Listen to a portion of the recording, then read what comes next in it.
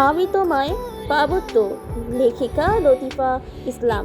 এই উপন্যাসের সকল চরিত্র, ঘটনা ও বর্ণনা লেখকের সৃজনশীল উপস্থাপনা। যদি বাস্তব জীবনের কোনো অংশ থাকে, সেটি লেখিকার ব্যক্তিগত অভিজ্ঞতা ঘেরা অনুপ্রাণিত রচনা। লেখিকার লিখিত অনুমতি ছাড়া বইটার কোনো অংশ সংরক্ষণ বা প্রকাশ করা যাবে না। সেটি আইনতভাবে দণ্ডনীয় অপরাধ হিসেবে গণ্য করা হবে। প্রথম অধ্যায়। প্রথম দেখা। সালটা 2009। শহরের সবচেয়ে বড় স্টেডিয়ামে সেদিন ছিল এক জমজমাট গানের কনসার্ট। হাজারো মানুষের কোলাহল, রঙিন আলোর ঝলকানি আর মঞ্চে শিল্পীদের সুরে সুরে স্টেডিয়াম যেন উংসরের নগরীতে পরিণত হয়েছিল। সেদিন আমি ছিলাম মাত্র 5 বছর একটি ছোট মেয়ে। আমার নাম বাবনী। আমার পাশে বসেছিলেন আমার মা ইসমতারা বেগম, ছোট খালা আরফুজা এবং বড় খালাতো বোন হীরা। আমরা সবাই মিলে গানের কনসার্ট উপভোগ করছিলাম। আমার ছোট হাতে ছিল একটি সাদা রুমাল। শিশু সুলভ আনন্দে রুমালটি নাড়ছিলাম।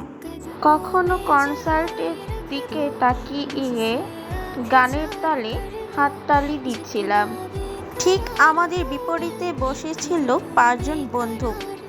তাদের হাসি আর আড্ডা দেখে মনে হচ্ছিল তারা খুব ঘনিষ্ঠ বন্ধু। তাদের মধ্যে একজনকে আমার প্রথম দেখাতেই আমার চোখ আটকে গেল। তার নাম ইমরান।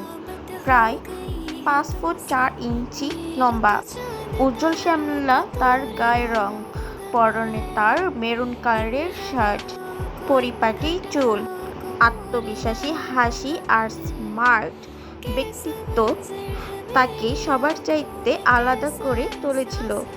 তার পাশে আরো 2 বন্ধু ছিল, সুমন, আবুল, আরো 2 বন্ধু সহ আরো অনেকেই। 5 জনকে দেখে মনে হচ্ছিল কোন উপন্যাসের চরিত্রের লোক যেন চলে এসেছে। হঠাৎ খেলতে খেলতে আমার হাত থেকে সাদা রুমালটি বাতাসে উড়ে গেল। ঘুরতে ঘুরতে রুমালটি গিয়ে পড়ল ইমরানের কাঁধে। ইমরান অবাক হয়ে রুমালটি হাতে তুলে নিল। পাশে থেকে সুমন হেসে হেসে বলল, ইমরান, তোমাকে মনে হয় ছোট কেউ উপহার পাঠিয়েছে।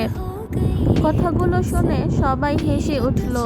ইমরান চারদিকে তাকিয়ে দেখতে পেল আমি মায়ের পাশে বসে লজ্জায় চুপ করে আছি।